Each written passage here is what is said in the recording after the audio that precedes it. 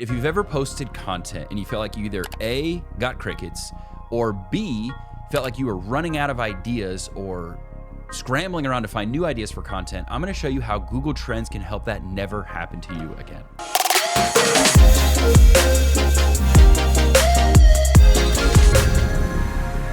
All right, guys, welcome back to the channel. My name is Chris. Let's go ahead and jump into the content.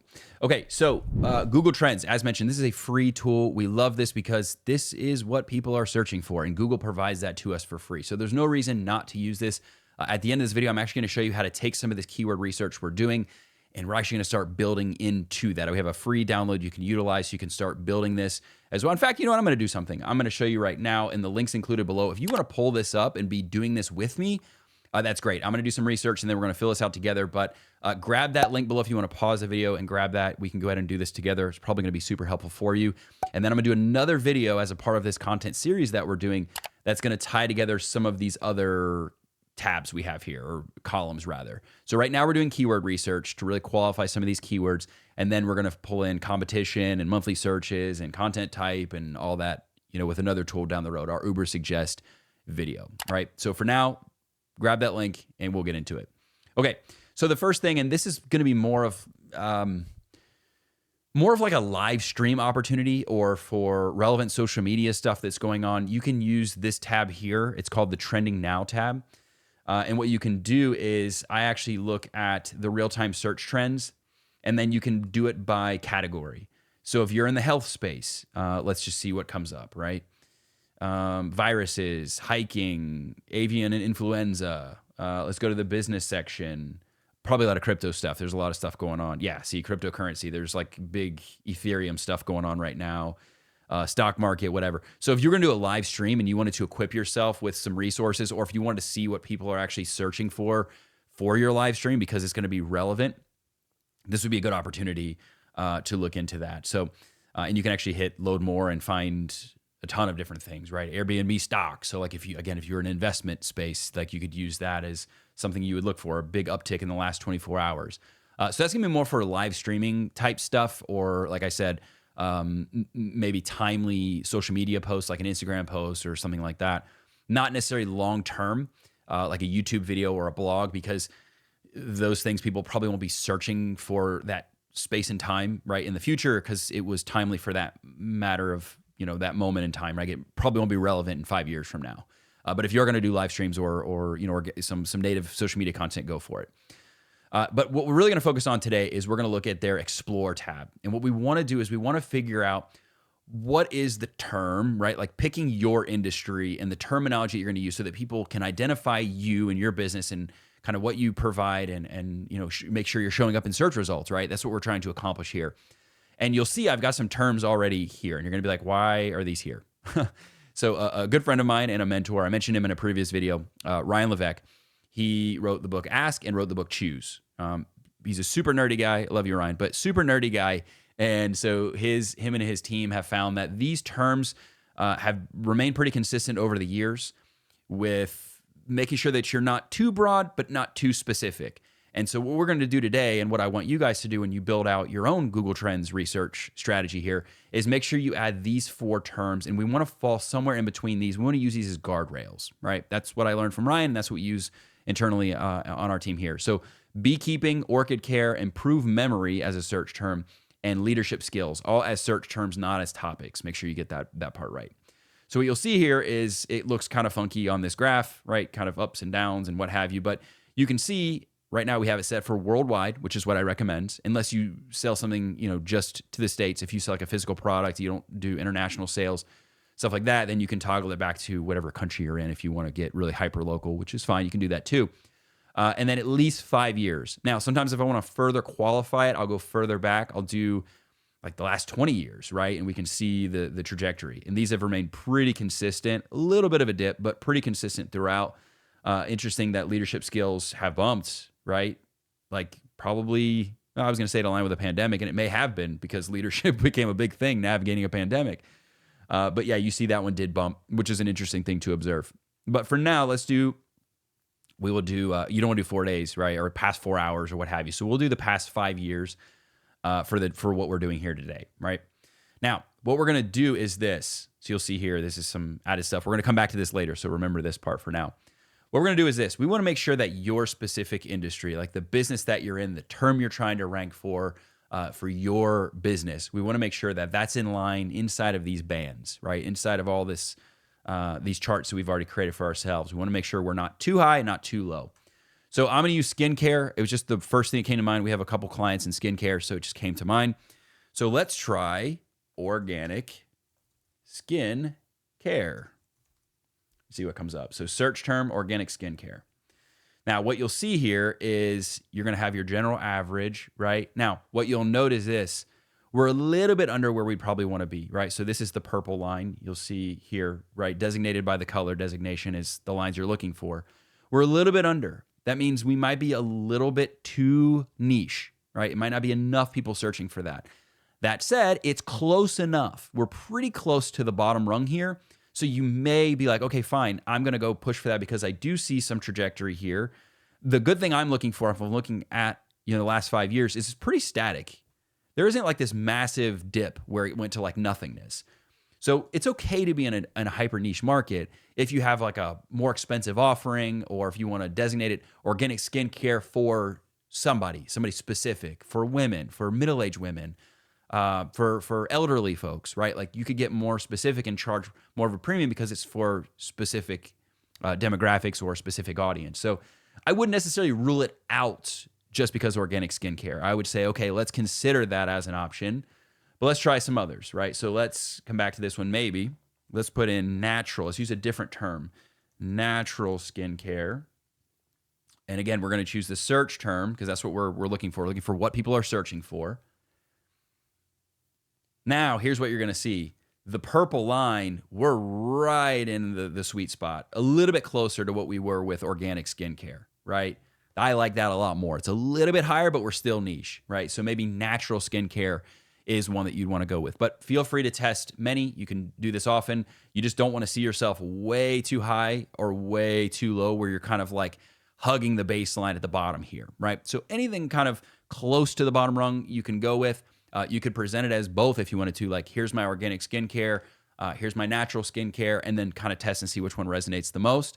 But I would choose one or the other if it were me. I would probably go natural skincare based on what I'm seeing here, right? And you could talk about how it's natural. Oh, it's organic. So you could still wrap it in, right, in your messaging. You just wouldn't lead with that, right? So you get the idea. Now, the next step of what we want to do here, now that we've figured out, this is a viable query that people are actually looking for on the lower end, but still viable. The next thing you want to do is this. We're going to go to a fresh slate here, and we're just going to do natural skincare. Now, we can qualify it for, let's say you're testing 4 different ones, the natural skincare, organic skincare, or whatever. We can actually test those 4 against each other as well, much like we did here. So instead of testing against these more flagship industries that have been proven to be static over time, we could actually just test against 4 others in your specific niche and see which one you like the best or how they kind of played out over time. Again, we can go back 20 years. There is a slight decline. I'm noticing that. That's something to observe here. I might take it back, bring it within 5 years again and see what happens if I see that decline as well. Yeah, see, you can see a pretty steady decline. So that would be something I'm looking for. And that brings me to my next point, which is really important here. Once we've identified kind of the core term, then what we can do is we can go down and say, not only these are the countries that we're seeing this, you'll see heavy in the US, a lot of search interest here. The darker they are, the more search interest we're getting. So we've got Canada, we've got the US, we've got Australia is really strong. And then some countries here like Nigeria, really, really strong. Some others, here. And you can toggle and see which ones are the most. Something for us that we look at is we look for historically where have we gotten the most customers from, and then do those search terms we're trying to rank for, are they going to align right with the countries that we've done well in the past, right? So again, it depends on what you sell and maybe some historical data if you have that. If you don't have that, then obviously you're speculating and you're going to say, cool, well, I can sell this in the States because I see enough search traffic for this term in the States and in Canada. That could be enough for you. Now, here's what I would do, and this is going to tie into our exercise we're going to do together here. What's great about Google Trends is it's going to show you some related topics and some related queries in addition to where the search traffic's coming from. So we've qualified it in terms of not being too broad and not being too niche, but now we can also get some other ideas that are relating to this specific topic. Really, really important, because this is going to help you with YouTube videos, with blogs, with social media content, so on and so forth. So retinol, homemade skincare, natural skincare. Again, we saw that one before. These are breakout terms, which is great. It means they're on the rise. Natural, the ordinary, moisturizer, skincare set. What else do we have here? Salicylic acid, facial moisturizer, up 550%, up 650%. Facial mask, 350%. Oily skin, 350%. Don't know how to say that one. I knew how to say the other ones. I didn't know how to say that one. Turmeric, aloe vera gel, CeraVe, body lotion, formulation. So all of these are related topics, right? And so what I would do if I were you, if you were in the skincare game, is I would say, awesome, here's what we're going to do. I'm going to do a blog around aloe vera gel, because I know, right, that people are searching for that. So now I know what I can, look for. I'm going to do something on turmeric in skincare. One of my friends, she's a Indian, and she was like, don't call it turmeric, call it turmeric. So I have to always make sure to say the R. I can just hear it in the back of my head. Okay, body lotion. That's a little vague. I would probably nuance that, but it is a breakout term, so that's good. Formulation. So you could talk about skincare formulation, and you could actually show, if you were in skincare, how you actually do formulation and why your formulation is different, unique, so on and so forth. Let's go a little bit further. Dermatologist, product, ingredient, mask. I know I saw one that was mask here previously.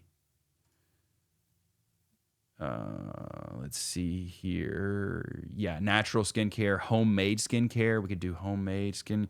And if you sold a product, you could say the negatives of doing homemade skincare and why homemade skincare is not as good, right? Or something like that. Retinol. I don't know why all of a sudden this is acting bold on me. Moisturizer, skincare set, salicylic acid. Again, you get the idea. Now, these are related topics, right? So we could talk about those specific topics, but then each one of those, guess what we can do, which is really cool. I'll get to that in a second.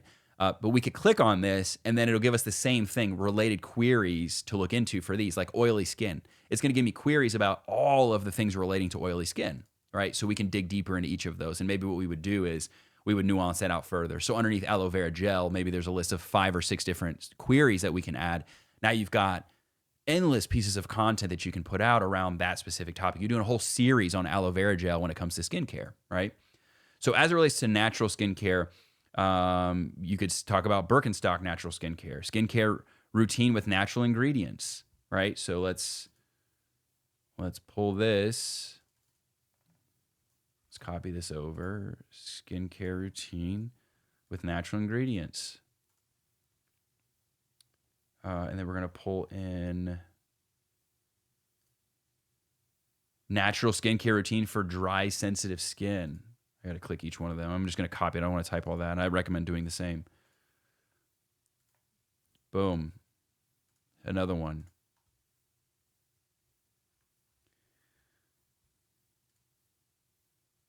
Private label natural skincare. Interesting.